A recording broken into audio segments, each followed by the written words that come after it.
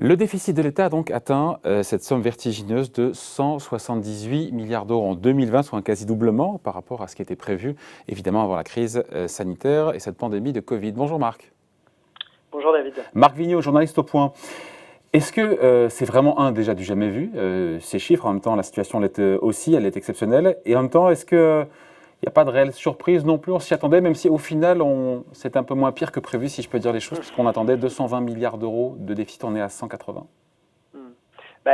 Oui, c'est inédit dans le sens où c'est le chiffre le pire enregistré depuis la Seconde Guerre mondiale, mais ça reflète la réponse que l'État a apportée à la crise économique et sociale que l'on connaît, avec une chute du PIB qui devrait atteindre entre 9 et 10%, donc un effondrement qu'on n'a pas vu non plus depuis cette période. Et donc, à situation exceptionnelle, réponse exceptionnelle de l'État.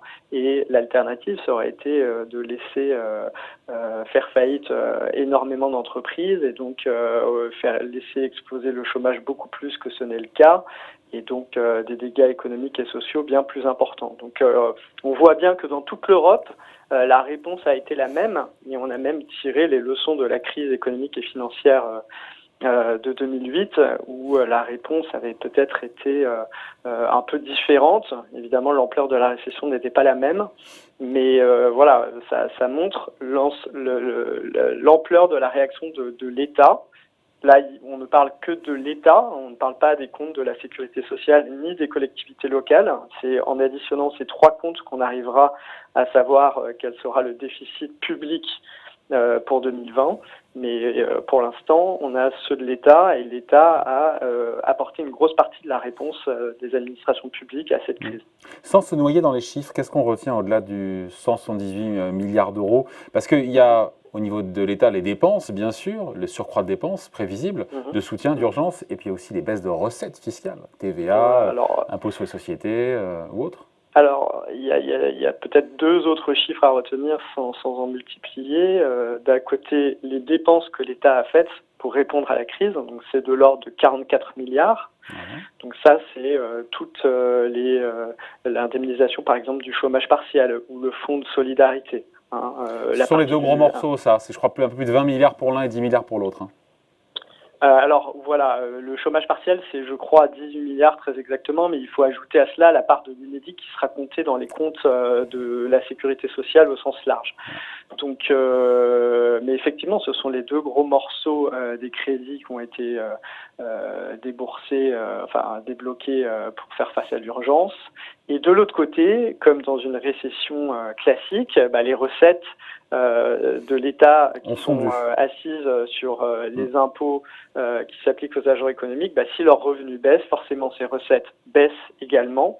C'est ce qu'on appelle l'effet stabilisateur automatique, c'est-à-dire que quand une entreprise va moins bien, elle fait moins de profits, et donc heureusement l'impôt sur les sociétés qui est assis sur les profits s'ajuste, et donc l'entreprise paye par exemple moins d'impôts sur les sociétés. Et d'ailleurs, la baisse de recettes fiscales émanant de l'IS ou de la TVA sont identiques, 12 milliards d'euros pour les deux, sauf qu'à la base, l'IS est plus volatile en termes de recettes, puisque ça représente moins. Oui, alors après, il y a les impôts réagissent différemment en fonction de plein de paramètres. Donc ça montre sans doute que la consommation aurait pu encore plus chuter. Elle a bien rebondi au troisième trimestre. Voilà.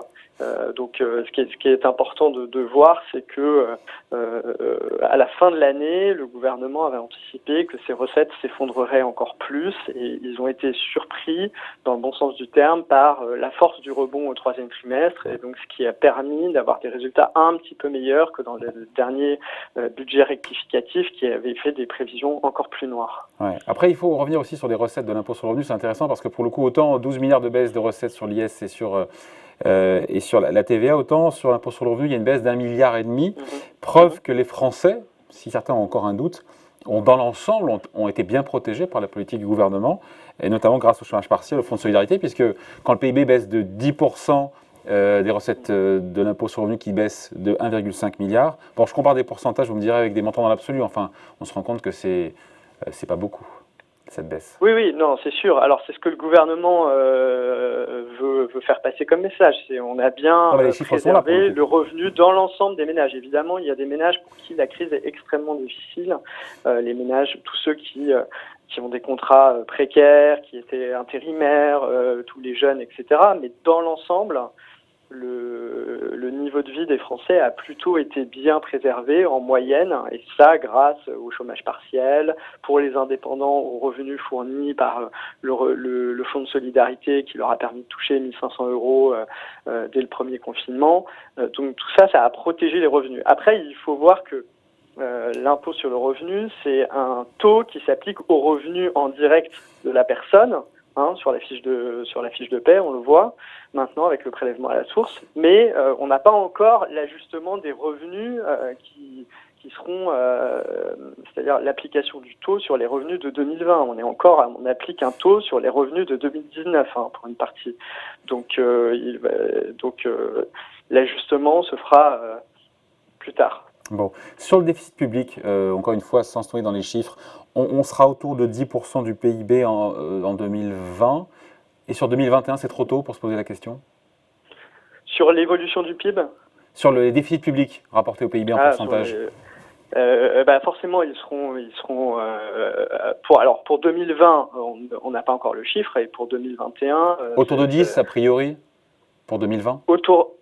Autour de 11% avait prévu le gouvernement, mais pour le déficit, mais il pourrait être un peu moindre que prévu. On attend encore de savoir les résultats de la sécurité sociale, notamment, où il y a quand même beaucoup de dépenses pour financer notamment la campagne de tests, qui coûte très très cher. Marc, est-ce que d'autres budgets rectificatifs, il y en a eu 4, je crois, l'an dernier, seront possiblement nécessaires dans les prochains mois? Sachant qu'on navigue un peu à vue, on est en couvre-feu, possiblement en reconfinement, on en saura plus la semaine prochaine. Alors justement, Olivier Dussopt, que vous avez en prochain invité, et Bruno Le Maire ont annoncé hier devant la commission des finances de l'Assemblée nationale qu'ils travaillaient sur plusieurs scénarios, puisqu'ils sont obligés de faire avec une situation sanitaire extrêmement incertaine. Et du coup, ils pourront éviter un collectif budgétaire si la situation sanitaire reste à peu près stable, c'est-à-dire à peu près dans la situation actuelle. Mais ils pourront éviter un collectif budgétaire pendant les prochains mois. Ils ont des marges de manœuvre, des crédits non consommés qui avaient été prévus l'année dernière par prudence et qui pourront être reportés cette année.